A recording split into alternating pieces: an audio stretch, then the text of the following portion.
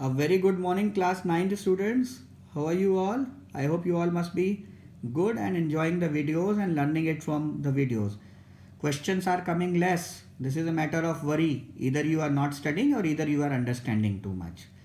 Both the things, if you are understanding too much, that is also fine, but you must tell me. But if you are not understanding, you are free to ask the questions.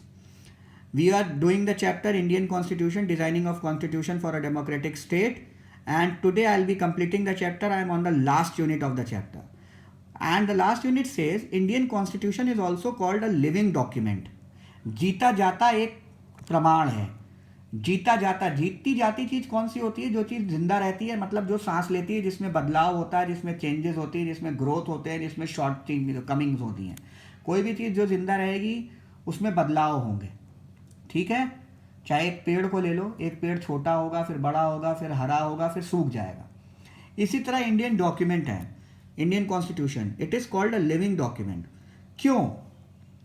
Because there are number of amendments. Amendments means changes from time to time. ऐसा नहीं कि एक बार constitution बना दिया वो permanent हो गया. कि कॉन्स्टिट्यूशन लिविंग इसलिए है because it keeps changing from time to time. और ऐसा प्रोसीजर है इंडियन कॉन्स्टिट्यूशन में that it can be change from time to time. Means मैंने तुमको एक टॉपिक बताया था सेलिएंट फीचर्स में, that it is a rigid as well as flexible document. Rigid भी है, टफ भी है उसे चेंज करना, लेकिन आसानी से भी चेंज हो सकता है, इतना मुश्किल भी नहीं है. तो let's see what are the changes that can be done in the Indian constitution. Indian constitution has been called a living document because it can be changed according to the need of the time. Very important thing is that need of the time it can be changed according. It has a special amendment procedure of its own. पहला क्या है? पहला category के amendment है, पहले category के change can be carried by simple majority of member present and voting before sending them to the president. हमारे constitution में कोई भी चेंज होता है तो पहले वो पार्लियामेंट से पास होता है. Parliament means Lok Sabha Rajya Sabha. ठीक है. लोकसभा राज्यसभा में उसको पास कराया जाता है, मतलब उसके फेवर में वोटिंग होती है. सिंपल मेजॉरिटी का मतलब होता है 281 इन लोकसभा. हमारी गवर्नमेंट जो भी बनती है उसको कम से कम 271 एमपीज का समर्थन होता है, तब कहीं जाके वो सरकार बना सकते हैं. कोई भी पार्टी अगर सरकार बनाती है, जैसे अभी बीजेपी है, बीजेपी के पास 300 एमपीज हैं, 303, तो वो मोर देन सिंपल मेजॉरिटी में है. तो अगर पहले सेट ऑफ अमेंडमेंट्स हैं तो उसको करने के लिए हमें सिर्फ सिंपल मेजॉरिटी की ज़रूरत होती है. Simple majority means 271 member of parliament MPs are needed. और उसको चेंज करके प्रेसिडेंट के पास भेज दिया जाता है. प्रेसिडेंट उसको अपनी अप्रूवल दे देता है. The president of India approves and the amendment in the constitution is done. ये कुछ ईजी चेंजेस के लिए है, ईजी एंड कॉमन चेंजेस के लिए. कुछ सेकेंड कैटेगरी अमेंडमेंट्स हैं, जो हायर कैटेगरी ऑफ अमेंडमेंट्स आते हैं, can only B carried bye 2/3 of majority of the members present.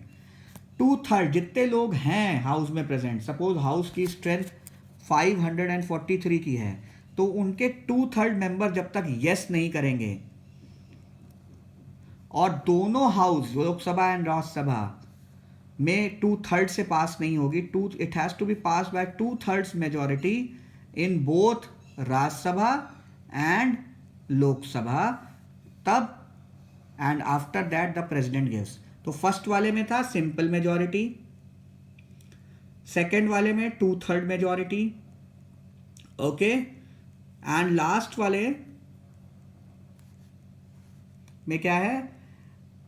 Not only 2/3 majority of two houses of the parliament, but also as amendment would be approved by at least 50% of the state legislatures. अब क्या कह रहा है? सिर्फ लोकसभा राज्यसभा में मत पास कराओ 2/3 में. 2/3 Lok Sabha, 2/3 Rajya Sabha and 50% of the state assemblies. Like जो स्टेट की गवर्नमेंट्स होती हैं वहां पे भी, विधानसभाओं में, स्टेट असेंबलीज में भी 50% लिख के दें पास करके कि हाँ the states have also agreed to such amendments. तो 3 टाइप के अमेंडमेंट्स होते हैं. First amendment is passed by simple majority. Second amendment is passed by 2/3 of the majority in Lok Sabha and Rajya Sabha, and third type of amendment is passed by 2/3 of majority in Lok Sabha and Rajya Sabha and approval of 50% of state governments. 50% means India के अगर 29 states हैं तो 29 में से 15 states को approval देना पड़ेगा, then that amendment can be carried out. Okay, so this is why Indian constitution is called a living document, because it can be changed from time to time, and these amendments, how it can be changed, that I have explained you. It can be changed through 3 different means. 3 different तरीके हैं amendment लाने के. I hope this chapter must be clear to you. I am providing the easy notes of it. Still, if there is any problem, you are free to ask anytime. We are going to do the questions of this chapter, and now we will move on to the next chapter from Monday. Enjoy a good Sunday and bye for now.